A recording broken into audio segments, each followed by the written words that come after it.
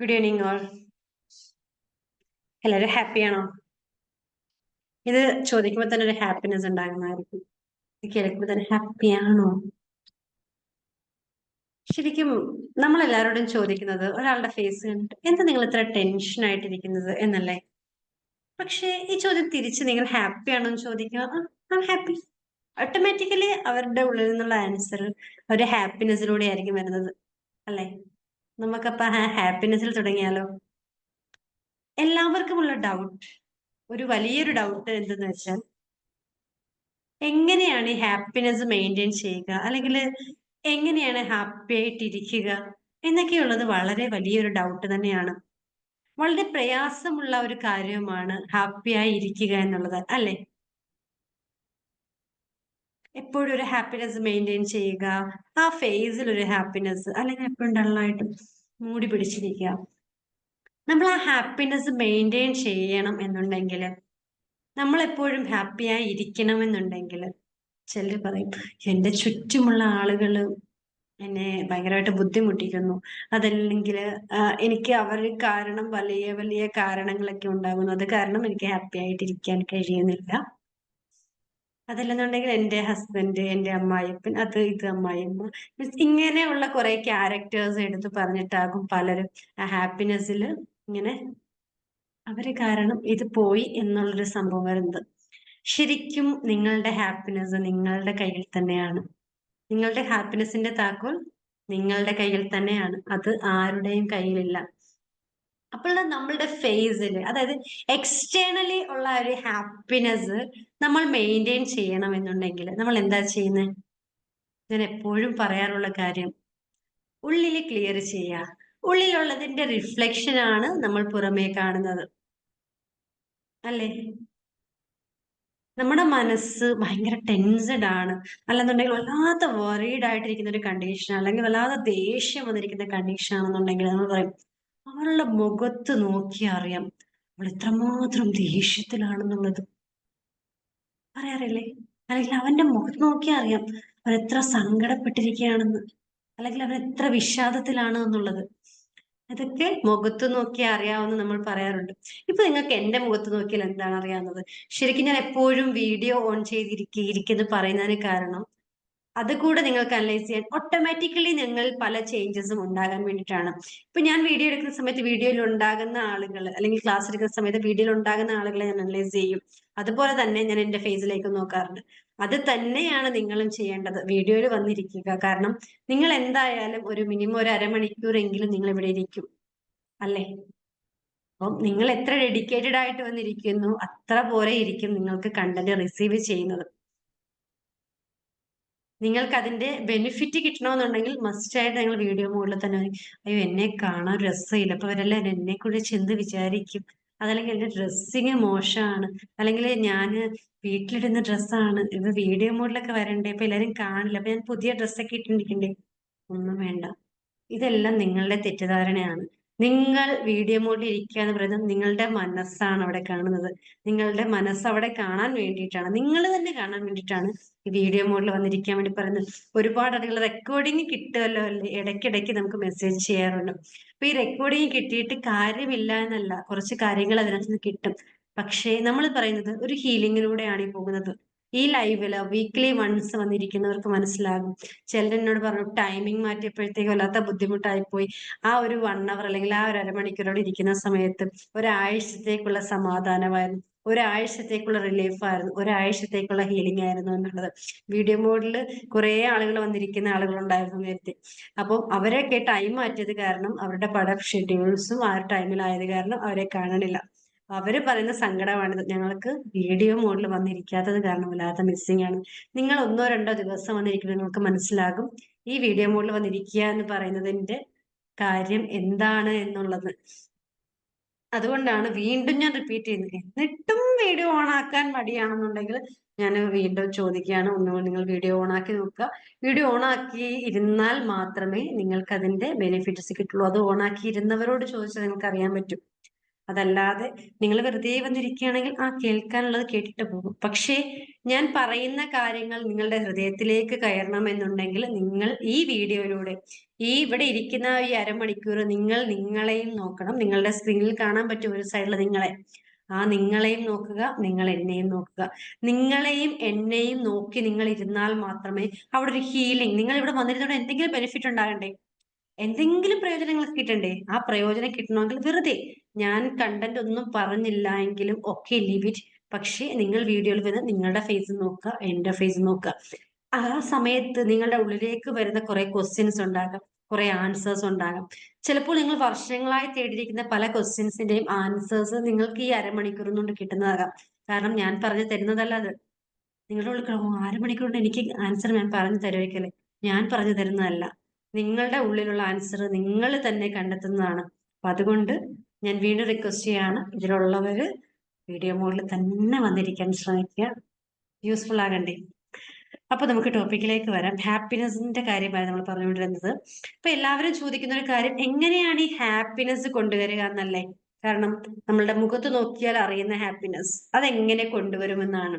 ചില ആളുകൾ, ഞാൻ എന്റെ ഫേസ് ശരിക്കും ഞാൻ തന്നെ എക്സാമ്പിൾ ആക്കിയിട്ടാണ് ഞാൻ പല കാര്യങ്ങളും പറയുന്നത്.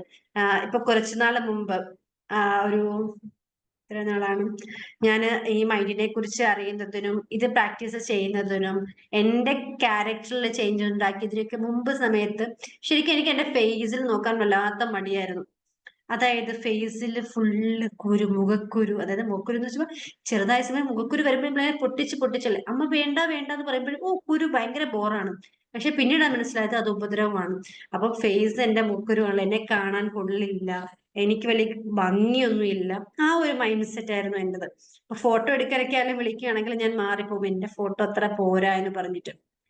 അതെന്തുകൊണ്ടാണ്? എനിക്ക് എന്നിലുള്ള ഒരു സെൽഫ് ലവ്, സെൽഫ് റെസ്പെക്ട് എനിക്കില്ലാത്തത് കൊണ്ടാണ് ഞാൻ അന്നൊക്കെ ആ ഫോട്ടോയ്ക്ക് പോസ്റ്റ് ചെയ്യാതെയും മറ്റുള്ളവരുടെ മുന്നിൽ ഞാൻ നിൽക്കാതെയും മാറിപ്പോയത്.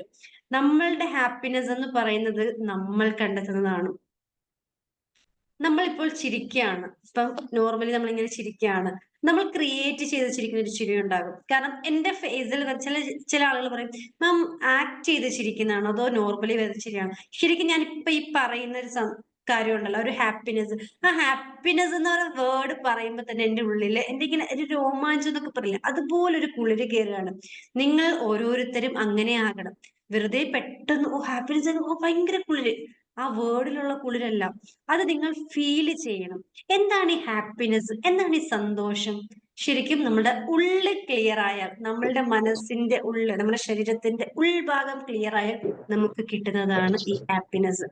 അപ്പോൾ നമുക്ക് കിട്ടുന്നതാണ് നമ്മളുടെ ഫേസിൽ വരുന്ന ഈ ചിരി. അത് നമ്മൾ ക്രിയേറ്റ് ചെയ്യേണ്ട ആവശ്യമില്ല, ഓരോ സിറ്റുവേഷനിലും ഓട്ടോമാറ്റിക്കലി വരും. നമ്മൾ നോർമലി ഇരുന്നാൽ പോലും, ഇപ്പൊ ഞാനിപ്പോ സംസാരിക്കുന്ന സമയത്ത് ഇടയ്ക്കിടയ്ക്ക് ഞാൻ എന്റെ ഫേസിൽ ഇങ്ങനെ നോക്കാറുണ്ട്. കാരണം ഒക്കെയാണല്ലോ, ഞാൻ സുന്ദരിയാണല്ലോ, എനിക്ക് കുഴപ്പമുണ്ടോ എന്ന് കരുതിയിട്ടല്ല ഞാൻ നോക്കുന്നത്, ഞാൻ ബെറ്റർ ആണല്ലോ എന്ന് കരുതിയിട്ടാണ് ഞാൻ നോക്കുന്നത്. അതുപോലെ തന്നെ ആയിരിക്കണം നമ്മൾ ഓരോ തവണ കണ്ണാടിയിൽ നോക്കുന്ന സമയത്തും ഞാൻ ഹാപ്പിയാണ് എന്ന് ഞാൻ ഹാപ്പിയാണ് എന്ന് നമ്മൾ ആ കണ്ണാടിയോട് പറയണം. കാരണം നമ്മൾ നമ്മളെ കാണുന്നത് എപ്പോഴാണ്? നമ്മൾ കണ്ണാടിയിൽ നിൽക്കുമ്പോൾ, അല്ലെങ്കിൽ ഒരു സെൽഫ് ക്യാമറ, ഒരു ഫ്രണ്ട് ക്യാമറ ഓൺ ആക്കി നിൽക്കുമ്പോഴാണ് നമ്മൾ നമ്മളെ കാണുന്നത്. എത്ര പേരുണ്ട് എപ്പോഴും സെൽഫി എടുക്കുന്ന ആളുകൾ? എത്ര പേരുണ്ട് കണ്ണാടിയുടെ മുന്നിൽ ഇരുന്ന് അവരോട് സംസാരിക്കുന്ന ആളുകൾ? കുറവായിരിക്കും, പൊതുവേ കുറവാണ്. കാരണം നമ്മളുമായിട്ടുള്ള ഇന്ററാക്ഷൻ, അതെന്തിനാണ് കണ്ണാടിയുടെ മുമ്പിൽ വട്ടാണല്ലേ കണ്ണാടിയുടെ മുമ്പിൽ സംസാരിക്കാൻ? ശരിക്കും നിങ്ങളുടെ ആ ഒരു സ്മൈല് ക്രിയേറ്റ് ചെയ്യാൻ എക്സ്റ്റേണലി ചെയ്യാൻ പറ്റുന്ന ഒരു കാര്യമാണ് നിങ്ങൾ നിങ്ങളോട് സംസാരിക്കുക, നിങ്ങൾ നിങ്ങളോട് ഇന്ററാക്ട് ചെയ്യാൻ നോക്കുക എന്നുള്ളത്. കാരണം നമ്മൾ കണ്ണാടിയുടെ മുന്നിൽ നോക്കിയിരുന്ന് നമ്മൾ കുറച്ചു നേരം ഇങ്ങനെ വെറുതെ നോക്കിയിരിക്കുന്ന സമയത്ത് നമ്മൾ നമ്മുടെ ഫേസിലേക്ക് നോക്കുക, നമ്മുടെ കണ്ണിലേക്ക് നോക്കുകയാണ്, നമ്മുടെ ചുണ്ടിലേക്ക്, നമ്മളിങ്ങനെ വെറുതെ ഇങ്ങനെ സംസാരിച്ചുകൊണ്ടിരിക്കുകയാണ് ആരോടോ എന്ന പോലെ. നമ്മൾ നമ്മളുടെ മുഖത്ത് നോക്കി സംസാരിച്ചുകൊണ്ടിരിക്കുന്ന സമയത്ത് ആദ്യമൊക്കെ പറയാൻ സങ്കടങ്ങൾ ഒരുപാടുണ്ടാകും. പറഞ്ഞോളുക, ഒരു 10 മിനിറ്റ് പറയും, അല്ലെങ്കിൽ അരമണിക്കൂർ 1 മണിക്കൂർ പറയും, കരയും, കരഞ്ഞോട്ടെ, അവിടെ ഇരുന്നങ്ങ് പറഞ്ഞു തീർക്കുക. തീരുന്നതല്ലേ ഉള്ളൂ. ചിലപ്പോ 1 മണിക്കൂർ ഇരുന്ന് കരയായിരിക്കും. എന്റെ കഷ്ടപ്പാടും ദുരിതവും ഞാൻ അനുഭവിച്ചത് അത് ഇതെന്നൊക്കെ പറഞ്ഞിട്ട് ഇപ്പൊ ഞാൻ എന്നോട് ചിലർ സങ്കടം എന്ന് പറയുമ്പോൾ ഞാൻ ഇങ്ങനെ കേട്ടുകൊണ്ടിരിക്കും. കാരണം എന്തുകൊണ്ടാണ് ഈ കേൾക്കുന്നത്? പറഞ്ഞാൽ തീരും. പറഞ്ഞാലത് അവിടുന്ന് തീരും. അവിടെ തീരണം. നിങ്ങൾക്ക് പറയാനായിട്ട് ആരെയും വിശ്വാസം ഇല്ലാന്നുണ്ടെങ്കിൽ വിശ്വാസമുള്ള ഒരാളെ ഞാൻ കാണിച്ചു തരട്ടെ? കണ്ണാടി നോക്കിയാൽ മനസ്സിലാകും. നിങ്ങൾക്ക് ഏറ്റവും വിശ്വാസമുള്ള ഒരാള്, ആ കണ്ണാടി നോക്കിയാൽ കാണുന്ന ആളെ നിങ്ങൾ വിശ്വസിക്കുവോ? വിശ്വസിക്കുവോ? ചില ആളുകള് പണ്ട് കുട്ടിക്കാലത്ത് കുരങ്ങനെ കാണണം ചോദിക്കും, ആ കാണണം എന്ന് പറയും. നീ പോയി കണ്ണാടി എടുത്ത് നോക്കിയാൽ മതി എന്ന് പറയും. ശരിക്കും ദൈവത്തെ കാണണോന്ന് ചോദിച്ചാലും ആ കണ്ണാടി നോക്കിയാൽ മതി. കാരണം നമ്മൾ എല്ലാം ദൈവത്തിന്റെ അംശമാണ്. ഞാൻ വീണ്ടും വീണ്ടും പറയുന്നൊരു കാര്യമാണ്, നമ്മളെല്ലാം ദൈവത്തിന്റെ ഒരു അംശമാണ്. ആ ഒരു അംശം കൊണ്ടാണ് നമ്മൾ ഭൂമിയിലേക്ക് ജനിച്ചു വീണത്. അപ്പൊ ആ അംശം എത്ര പരിശുദ്ധമാക്കി വെക്കാൻ പറ്റുമോ അത്രയും പരിശുദ്ധമാക്കി നമ്മൾ വെക്കണം, അല്ലേ? ദൈവത്തെ നമ്മൾ സങ്കടപ്പെടുത്തി ദൈവത്തെ തെറി വിളിക്കാറുണ്ട് ചിലരൊക്കെ. പക്ഷെ ദൈവത്തെ പേടിച്ച് ദൈവത്തെ സ്നേഹിക്കുന്ന ആളുകളുണ്ട്. നമ്മളൊരു കൊച്ചു കുട്ടിയെ എങ്ങനെ സ്നേഹിച്ച് എങ്ങനെ കരുതലോടെ നോക്കുവോ അതുപോലെയാണ് നമ്മൾ ദൈവത്തെ നോക്കേണ്ടത്, അല്ലേ?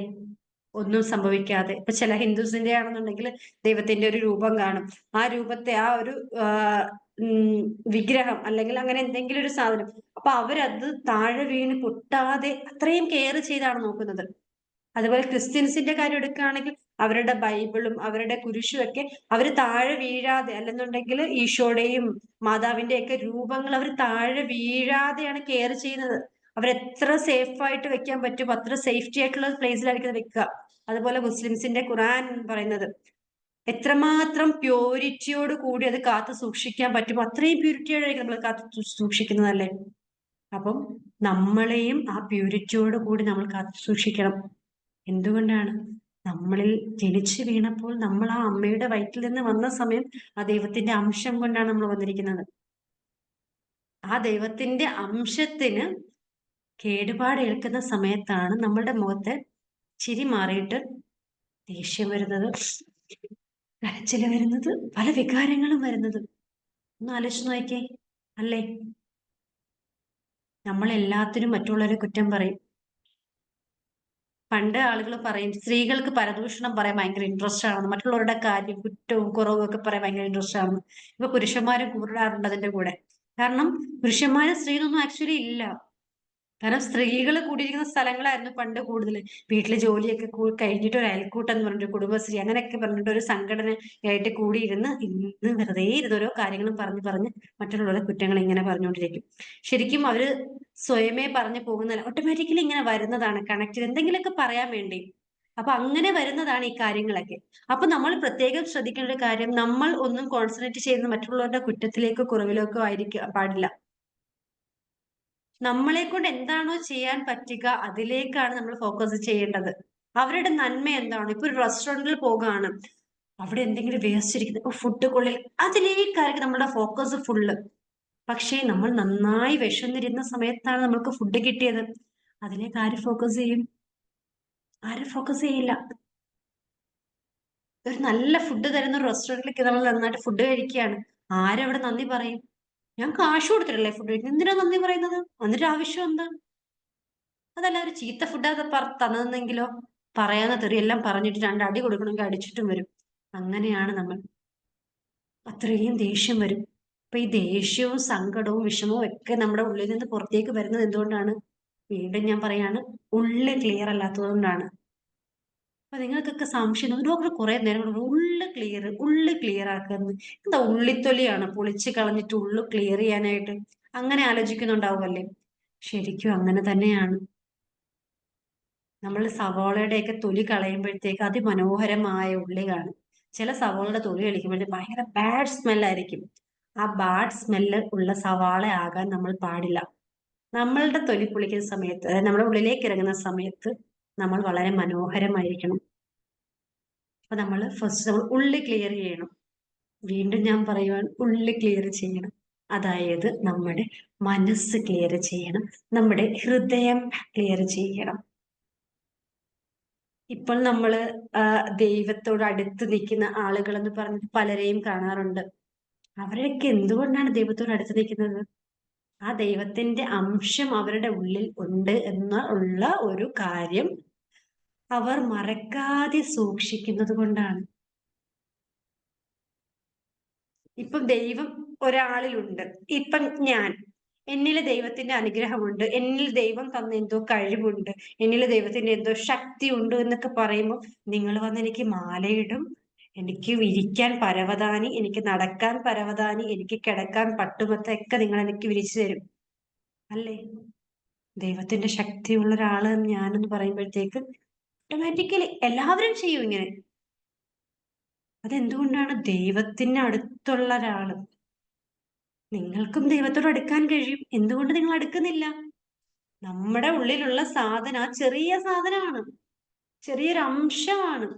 അതിനെ നമ്മൾ വൃത്തിയായി സൂക്ഷിക്കണം. എങ്ങനെ വൃത്തിയായി സൂക്ഷിക്കും? ദൈവം നമ്മൾ എത്രമാത്രം തെറ്റ് ചെയ്താലും പുറത്തു തരുന്നില്ലേ? പുറത്തു തരുന്നോ ഇല്ലയോ? നിങ്ങൾ നിങ്ങളോട് തന്നെ ചോദിക്കാം. നിങ്ങളുടെ ജീവിതത്തിൽ നിങ്ങളൊരു 20 വയസ്സുള്ള ആളാകാം, 50 വയസ്സുള്ള ആളാകാം, 80 വയസ്സുള്ള ആളാകട്ടെ, നിങ്ങൾ ഇത്രയും കാലം ഒരു തെറ്റും ചെയ്യാതെ ജീവിച്ചിട്ടുള്ള ആരുമില്ല. ഞാൻ ഒരുപാട് തെറ്റ് ചെയ്തിട്ടുണ്ട്. ഞാനിപ്പോ ഓർക്കാറുണ്ട്, പടച്ചോനെ എന്നോട് ദൈവം ഇത്രയൊക്കെ പുറത്തു തന്നിട്ടുണ്ടല്ലോ എന്നുള്ളത്. എത്ര തെറ്റ് ചെയ്താലും പൊറുക്കുന്നവനാണല്ലോ ദൈവം എന്ന്. നമ്മൾ അങ്ങനെയുള്ള പ്രാർത്ഥിക്കുക. ഏത് തെറ്റ് ചെയ്താലും പൊറുക്കുന്നവനാണേ ദൈവമേ നീ എന്നല്ലേ നമ്മൾ പ്രാർത്ഥിക്കുന്നത്.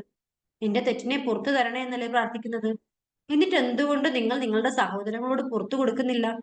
എന്നിട്ട് എന്തുകൊണ്ട് നിങ്ങൾ നിങ്ങളുടെ മാതാവിനോടും നിങ്ങളുടെ ഭർത്താവിനോടും മാതാവിനോടും പുറത്തു കൊടുക്കുന്നില്ല? അല്ലെങ്കിൽ നിങ്ങളുടെ കൂടെ ഉള്ള ആളുകൾ നിങ്ങളെ ഉപദ്രവിച്ചിട്ടുണ്ടെങ്കിൽ എന്തുകൊണ്ട് നിങ്ങൾ പുറത്തു കൊടുക്കുന്നില്ല? ദൈവമേ നീ ഹൃദയ വിശാലൻ. ദൈവത്തിന്റെ അംശം നിങ്ങൾ തന്നാ വിട്ടിരിക്കുന്നത്. ആ വിശാലത നിങ്ങൾ തന്നാണ് വിട്ടിരിക്കുന്നത്. ആ പൊറുക്കലിനെ നിങ്ങൾ തന്നാണ് വിട്ടിരിക്കുന്നത്. അതിനെ എന്തുകൊണ്ട് നീ അപായപ്പെടുത്തി അല്ലെങ്കിൽ കളങ്കപ്പെടുത്തി? അതുകൊണ്ടാണ് നിനക്കത് സാധിക്കാത്തത്. അതുകൊണ്ട് മാത്രം ഒന്ന് ചോദിച്ചു നോക്കി നീ നിന്നോട് തന്നെ. ഞാൻ എത്രമാത്രം തെറ്റ് ചെയ്തിട്ടുണ്ട്, എത്ര പേരോട് ഞാൻ പുറത്തു കൊടുത്തിട്ടുണ്ട്, എത്ര പേരോട് ഞാൻ ക്ഷമ ചോദിച്ചിട്ടുണ്ട്. ഞാൻ ഇടയ്ക്ക് പറയാറുള്ളൊരു കഥയുണ്ട്, ഒരു ഉരുളക്കിഴങ്ങയുടെ കഥ. ഉരുളക്കിഴങ്ങ് നമ്മുടെ വീട്ടില് ഒരു ദിവസം വെച്ചാൽ നന്നായിട്ടിരിക്കും, 2-3 ദിവസം വെച്ചാലും കുഴപ്പമില്ലാതിരിക്കും. ഒരു 5-6 ദിവസം കഴിഞ്ഞ്, ഒരു 2 ആഴ്ച വീട് പൂട്ടിയിട്ട് തിരിച്ചു തരികയാണെന്നുണ്ടെങ്കിൽ ചീഞ്ഞ ഗന്ധം അടിച്ചിട്ട് അടുക്കാൻ പോലും പറ്റാത്ത അവസ്ഥയായിരിക്കും. നിങ്ങൾക്ക് പൊറുക്കാനും പുറത്തു കൊടുക്കാനും കഴിയില്ല എന്നുണ്ടെങ്കിൽ ആ ഉരുളക്കിഴങ്ങയുടെ ദുർഗന്ധം നിങ്ങളുടെ ഉള്ളിലും ഉണ്ടാകും. ആ ഉരുളക്കിഴങ്ങ് എത്രമാത്രം ചെയ്യുന്നു അതുപോലെ ആയിരിക്കും നിങ്ങളുടെ ഹൃദയവും ചെയ്യുന്നത്, നിങ്ങളുടെ മനസ്സും ചെയ്യുന്നത്. നിങ്ങൾക്ക് ക്ഷമിക്കാനുള്ള കഴിവുണ്ടാകില്ല, ക്ഷമിച്ചു കൊടുക്കാനുള്ള കഴിവുണ്ടാകില്ല. നിങ്ങളൊന്ന് ആലോചിക്കുക, ഉരുളക്കിഴങ്ങി ആകണോ അതോ നല്ല വൃത്തിയുള്ള സവാളയാകണോ എന്നുള്ളത്. ലേഡീസ് കൂടുതലുള്ളത് കൊണ്ടാണ് പച്ചക്കറി ഉപമിച്ച് പറയുന്നത്. അത് പെട്ടെന്ന് കത്തുമല്ലോ. സവാള അറിയുമ്പോൾ ചിലപ്പോൾ ചീഞ്ഞിരിക്കും, എടുത്ത് കളയുമല്ലോ. അപ്പം ചീഞ്ഞ സവാളയാകാതെ നല്ല മനോഹരമായ നല്ല സൂപ്പർ സവാളയായിട്ട് മാറുക. അതുപോലെ തന്നെ ഇവിടെ ഉരുളക്കിഴങ്ങ പോലെ ആകാൻ പാടില്ല നമ്മുടെ ഹൃദയം, നമ്മുടെ മനസ്സും. മനോഹരമാക്കി വെക്കുക, അട്ടിപ്പൊളിയാക്കി നീറ്റാക്കി വെക്കുക, ക്ഷമിച്ചു കൊടുക്കുക. നിങ്ങളോട് ആരെന്ത് ചെയ്താലും ശരി ക്ഷമിച്ചു കൊടുത്തേക്കുക. ആർക്ക് വേണ്ടിയിട്ടാണ്? എനിക്ക് വേണ്ടിയിട്ട്. അത് നിങ്ങൾക്ക് വേണ്ടിയിട്ട്, നിങ്ങളുടെ സെൽഫിന് വേണ്ടിയിട്ട് നിങ്ങൾ ക്ഷമിച്ചു കൊടുക്കുക. സന്തോഷമായിട്ടിരിക്കണ്ടേ? ക്ഷമിച്ചു കൊടുത്താലും ക്ഷമ ചോദിച്ചാലും മാത്രമേ ഹാപ്പിനെസ് നമ്മുടെ ഫേസിൽ വരുള്ളൂ. ക്ഷമ ചോദിക്കാനും ക്ഷമിച്ചു കൊടുക്കാനും അറിയാത്ത ആളുടെ ഫേസിൽ ഹാപ്പിനെസ് വരില്ല. ഹൃദയം തുറന്ന് ചിരിക്കാൻ കഴിയില്ല. തമാശ കേട്ടാൽ പോലും ചിരി വരില്ല. അത്ര കഠിനമായിരിക്കും. അതെന്തുകൊണ്ടാണ്? അടിഞ്ഞടിഞ്ഞടിഞ്ഞ് വേസ്റ്റ് ഇങ്ങനെ കൂടി കൂടി കൂടി ആ ഉരുളക്കിഴങ്ങ് പോലെ ചീഞ്ഞിരിക്കുന്നത് കൊണ്ടാണ്. അപ്പൊ നിങ്ങൾക്ക് ചിരിക്കണോ? ചിരിക്കണമെങ്കിൽ ബെസ്റ്റ് ടൂളാണ്, നിങ്ങളൊന്ന് കണ്ണടച്ച്, നമ്മളിപ്പോ ക്ലാസ് അവസാനിപ്പിക്കാൻ പോവാണ്. അപ്പൊ ജസ്റ്റ് ഒന്ന് കണ്ണടച്ച് ഒന്ന് മൈൻഡിലേക്ക് ഒന്ന് കൊണ്ടുവരിക. ആരുടെയൊക്കെ ഫേസ് ആണ് നിങ്ങളുടെ മനസ്സിലേക്ക്, നിങ്ങളുടെ ചുറ്റിലേക്കും വരുന്നത് ഒന്ന് അനലൈസ് ചെയ്യുക. എത്രമാത്രം വരുന്നു എന്നുള്ളത് ജസ്റ്റ് ഒന്ന് അനലൈസ് ചെയ്ത ശേഷം കുറെ മുഖങ്ങൾ വന്നേക്കാം നിങ്ങളുടെ മനസ്സിലേക്ക്. അവരോടൊക്കെ നിങ്ങളൊന്ന് ഹഗ് ചെയ്യുക. ഹഗ് ചെയ്തിട്ട് ഇമാജിൻ ചെയ്യുക, ഹഗ് ചെയ്യുന്നതായിട്ട് ഇമാജിൻ ചെയ്ത ശേഷം, ഇപ്പൊ അമ്മയാകട്ടെ, ചിലപ്പോൾ അമ്മയോടായിരിക്കും നമ്മൾ ചെറിയ ചെറിയ കാര്യങ്ങൾക്ക് വഴക്കുണ്ടാക്കിയിട്ടുണ്ടാകുക, അല്ലെങ്കിൽ അച്ഛനാകാം, അല്ലെങ്കിൽ അപ്പുറത്തെ വീട്ടിലെ ചേച്ചിയാകും. ജസ്റ്റ് ഇമാജിൻ ചെയ്യുക, അവരെ ഹഗ് ചെയ്യുക, എന്നിട്ട് ക്ഷമ ചോദിക്കുക. നമ്മൾ തെറ്റ് ചെയ്തല്ലോ, ക്ഷമ ചോദിക്കുന്നവര് താന്നു പോകില്ല. അവരുടെ സ്ഥാനം ഉയരത്തിലാണ്, വളരെ ഉയരത്തിലാണ്. അതാണ് നിങ്ങൾ ഫസ്റ്റ് മനസ്സിലാക്കേണ്ടത്. അപ്പൊ നമുക്ക് ക്ഷമിക്കാൻ കിട്ടുന്ന ഓരോ അവസരവും നമ്മളെ ഉയരത്തിലേക്ക് കൊണ്ടുപോവാണ്. നമ്മൾക്ക് ഉയരണോ അതോ എവിടെയെങ്കിലും ഒതുങ്ങി കൂടിയിരിക്കണോ? ഒന്ന് ആലോചിച്ചു നോക്കിയേ. ഉയരങ്ങളിലേക്ക് പോകണ്ടേ? ഉയരങ്ങളിലേക്ക് പറക്കണമെന്നുണ്ടെങ്കിൽ നമ്മള് നമ്മുടെ ഹൃദയത്തിലുള്ള ഭാരമെല്ലാം അഴിച്ച് കളഞ്ഞാൽ മാത്രമേ നമുക്ക് പറക്കാൻ കഴിയുള്ളൂ,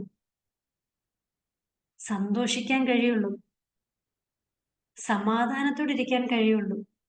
ഭാരം ചുമന്നുകൊണ്ടിരിക്കുന്ന ഒരൊട്ടകം ആ ഭാരമൊക്കെ ഒന്ന് അഴിച്ചു വെക്കുമ്പോഴത്തേക്ക് വല്ലാത്തൊരു ആശ്വാസമായിരിക്കും ഒട്ടകത്തിന്. എവിടെ നിന്നില്ലാത്തൊരു സമാധാനമായിരിക്കും ഒട്ടകത്തിന്.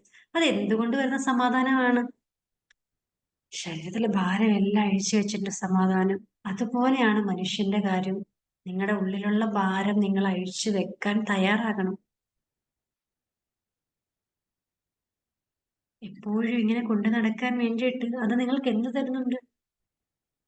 ഞാൻ മറക്കില്ല, ഞാൻ ചത്താലും മറക്കില്ല. ഞാൻ മരിക്കുന്നത് വരെ നീ ചെയ്തത് ഞാൻ എന്റെ മനസ്സിൽ വെക്കും. ആർക്ക് ദോഷം? ആർക്കാ ദോഷം? നിനക്ക് തന്നെ ദോഷം. അപ്പൊ നീ ക്ഷമിച്ചു കൊടുക്കുമ്പോൾ നിനക്ക് ക്ഷമിക്കാൻ പറ്റാത്ത ചില കണ്ടീഷൻസ് വരുമല്ലോ. അപ്പൊ നീ പറയേണ്ടത്, എനിക്ക് വേണ്ടി നിന്നോട് ക്ഷമിച്ചു തരികയാണ്. വേറൊന്നുമല്ല, എനിക്ക് വേണ്ടി നിന്നോട് ക്ഷമിച്ചു തരികയാണ്, നിന്നോട് പുറത്തു തരികയാണ് ഞാൻ. കാരണം എനിക്ക് വേണ്ടിയിട്ട്, എനിക്ക് എന്റെ മനസ്സിന്റെ ഭാരം കളയാൻ വേണ്ടിയിട്ട് ഞാൻ നിന്നോട് ക്ഷമിച്ചു തരാം. എന്റെ ബാധ്യത പോലെ ക്ഷമിച്ചു കളഞ്ഞേക്ക.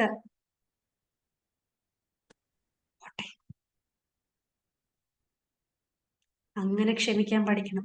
ആ ഹഗ് ചെയ്തുകൊണ്ട് ഞാൻ ക്ഷമിച്ചു തരാന്ന് പറയുക. അതല്ലെന്നുണ്ടെങ്കിൽ ഒരു കത്ത് എഴുതുക, നിനക്ക് ഞാൻ ക്ഷമിച്ചു തരുന്നു. എന്നിട്ട് അതിനെ കത്തിച്ച് കളയുക. കത്തിച്ച് കളയുമ്പോഴത്തേക്ക് ആ ഭാരം പിന്നെയും പോകും. എങ്ങനെയെങ്കിലും ആ ഭാരത്തെ ഒഴിച്ച് കളയാൻ എന്തൊക്കെ ചെയ്യാൻ പറ്റുമോ അതൊക്കെ ചെയ്യുക. എന്നിട്ടും നിങ്ങൾക്ക് ക്ഷമിച്ചു കൊടുക്കാൻ പറ്റുന്നില്ല എന്നുണ്ടെങ്കിൽ എന്റെ നമ്പർ എല്ലാവരുടെ കയ്യിൽ ഉണ്ടാവുമല്ലോ, അല്ലെങ്കിൽ ഗ്രൂപ്പിലെ ലിങ്ക് ഉണ്ടാവുമല്ലോ. ഗ്രൂപ്പിൽ മെസ്സേജ് ചെയ്യാം, അല്ലെങ്കിൽ എനിക്ക് പേഴ്സണലി കണക്ട് ചെയ്യാം. ഡോക്ടർ, എനിക്ക് എന്ത് ചെയ്തിട്ട് പറ്റണില്ല, നമുക്ക് ട്രൈ ചെയ്യാം. വേറെ ടെക്നിക്സ് ഒന്നും യൂസ് ചെയ്യാം. പക്ഷേ നമ്മളിവിടെ ക്ഷമിച്ചു കൊടുത്തിരിക്കണം. എന്നാൽ മാത്രമേ നമുക്ക് ഉയരങ്ങളിലേക്ക് പറക്കാൻ കഴിയുള്ളൂ. നമ്മൾ ആഗ്രഹിച്ചത് നമുക്ക് നേടിയെടുക്കാൻ കഴിയുള്ളൂ. എപ്പോഴും ഇങ്ങനെ ഇരുന്നാൽ മതിയോ? നമ്മുടെ സ്വപ്നങ്ങൾ നിറവേറ്റണ്ടേ? നമ്മൾ ആഗ്രഹിച്ചേക്ക് നമുക്ക് നേടിയെടുക്കണ്ടേ? അപ്പം നേടിയെടുക്കണമെന്നുണ്ടെങ്കിൽ ഈ ഭാരം അഴിച്ചു കളയണം. ഒട്ടകത്തിന് ഓടണ്ടേ നന്നായിട്ട്, അല്ലെങ്കിൽ നല്ല സ്പീഡിൽ നടക്കണ്ടേ? കഴുത ഭാരം ചുമക്കുന്ന പോലെ ചുമന്നുകൊണ്ട് നടന്നാൽ മതിയോ എന്നും? അങ്ങനെ മതിയെങ്കിൽ ഓക്കെ, ചുമന്നു, സന്തോഷം, എത്ര വേണമെങ്കിലും ചുമന്നു. പക്ഷെ കഴുതയെ പോലെ ആകണ്ട എന്നുണ്ടെങ്കിൽ തീർച്ചയായിട്ടും നിങ്ങളുടെ ഭാണ്ഡക്കെട്ട് നിങ്ങൾ ഇറക്കി വെക്കണം. ഇന്ന് രാത്രി നിങ്ങൾക്ക് പറ്റുമെന്നുണ്ടെങ്കിൽ ഇത് നല്ലൊരു മുഹൂർത്തമാണ്. ഇന്ന് രാത്രി തന്നെ അഴിച്ചു വെച്ചിട്ട് കിടന്ന് സമാധാനത്തോടെ ഉറങ്ങുക. എന്നിട്ട് നാളെ രാവിലെ വിളിച്ചു, എന്ത് സമാധാനം ഉണ്ടായിരുന്നു, കുറെ നാളുകൾക്ക് ശേഷം സമാധാനത്തോടെ ഞാൻ ഉറങ്ങിയെന്ന് നിങ്ങൾക്ക് പറയാൻ സാധിക്കും. ഈ വീഡിയോയിൽ ഇല്ലാത്തവരൊക്കെ ഇത് കേൾക്കുന്നുണ്ടോ എന്ന് കൂടി അറിയില്ല. എന്തായാലും നിങ്ങൾ ഇവിടെ വന്നിട്ടുണ്ടെന്നുണ്ടെങ്കിൽ യു ഷുഡ് ട്രൈ ദിസ്. തീർച്ചയായും നിങ്ങൾ ട്രൈ ചെയ്യണം. ആ കഴുതയുടെ ഭാണ്ഡക്കെട്ട് അഴിച്ചു മാറ്റിയിട്ടേ നിങ്ങൾ ഇന്ന് കിടന്നുറങ്ങാവൂ. സമാധാനത്തോടു കൂടിയുള്ള ഒരു ഉറക്കം നിങ്ങൾക്ക് ആവശ്യമാണ്. നിങ്ങൾക്കും നിങ്ങളുടെ തലമുറയും സന്തോഷത്തോടെ ജീവിക്കാൻ കഴിയും. അതല്ലാന്നുണ്ടെങ്കിൽ നിങ്ങൾ ഈ ചുമന്ന ഭാണ്ഡക്കെട്ട് നിങ്ങൾ വയസ്സാകുന്ന സമയത്ത് എനർജറ്റിക് ആയിട്ടുള്ള മക്കളുണ്ടല്ലോ, അവരുടെ തലയെ എടുത്തു വെച്ച് കൊടുക്കും ഈ ഭാണ്ഡക്കെട്ട്. അവര് ചുമക്കും. അത് കഴിയുമ്പം അടുത്ത തലമുറയിൽ എടുത്തു വെക്കണം. ഇങ്ങനെ തലമുറകളായി ഭാണ്ഡക്കെട്ട് കൊണ്ട് നടന്നാൽ മതിയോ? നന്നാകണ്ടേ? സമാധാനത്തോടെ ജീവിക്കണ്ടേ? അഴിച്ചു വെക്കുക. നിങ്ങളുടെ നന്മയ്ക്ക് വേണ്ടി, നിങ്ങളുടെ കുടുംബത്തിന്റെ നന്മയ്ക്ക് വേണ്ടി, നിങ്ങളുടെ മക്കളുടെ നന്മയ്ക്ക് വേണ്ടി, നിങ്ങളുടെ ചുറ്റുപാടിന്റെ നന്മയ്ക്ക് വേണ്ടി ആ ഭാണ്ഡക്കെട്ട് നിങ്ങൾ അഴിച്ചു വെച്ചേ മതിയാവും. അഴിക്കാൻ പറ്റാത്ത ഭാണ്ഡക്കെട്ടുണ്ടെങ്കിൽ, നല്ല ടൈറ്റ് ആയിട്ടുള്ള ചില ഭാണ്ഡക്കെട്ടുകൾ ഉണ്ടാകും. പറ്റണില്ല എനിക്ക്, ഞാൻ പലവട്ടം ക്ഷമിക്കാൻ നോക്കിയത് പറ്റണില്ല, എന്നെ കൊണ്ട് പറ്റില്ല, ഞാൻ പറ്റില്ല എന്നാ പറയുന്നേ. ഇങ്ങനെയൊക്കെ പറയുന്ന ആളുണ്ടാകും. അങ്ങനെ പറ്റാത്ത കാര്യങ്ങൾ നിങ്ങൾ ഇതൊന്ന് ട്രൈ ചെയ്ത് നോക്കുക. 3 days എങ്കിലും നിങ്ങൾ മിനിമം ട്രൈ ചെയ്യുക. 3 days ട്രൈ ചെയ്തിട്ടും പറ്റണില്ല, ഓർക്കുമ്പോൾ തന്നെ വല്ലാത്ത ദേഷ്യം വരികയാണ് ആ വ്യക്തിയോട് എന്ന് പറയുകയാണെങ്കിൽ തീർച്ചയായിട്ടും നിങ്ങൾക്ക് എന്നെ കണക്ട് ചെയ്യാം. അതിന് ചെയ്യേണ്ട കാര്യങ്ങൾ ഞാൻ പറഞ്ഞു തരുന്നതായിരിക്കും. ഓക്കെ, അപ്പൊ നിങ്ങൾ ഇത് മസ്റ്റായി ട്രൈ ചെയ്യുക. അപ്പൊ നെക്സ്റ്റ് വീക്ക് കാണാം. ബൈ. ആർക്കെങ്കിലും എന്തെങ്കിലും ഡൗട്ട്സ് ഉണ്ടെങ്കിൽ ചോദിക്കാം. എന്തെങ്കിലും ഫീഡ്ബാക്കോ ഡൗട്ടോ എന്തെങ്കിലും പറയാനുണ്ടെങ്കിൽ പറയാം. എനിവൺ?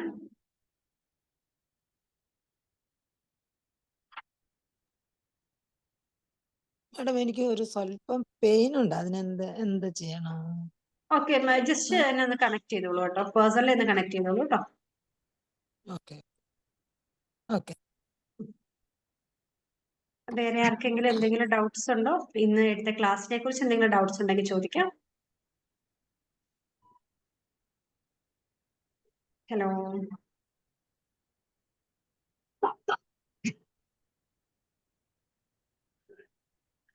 യെസ്, ധന്യ പറഞ്ഞോളൂ.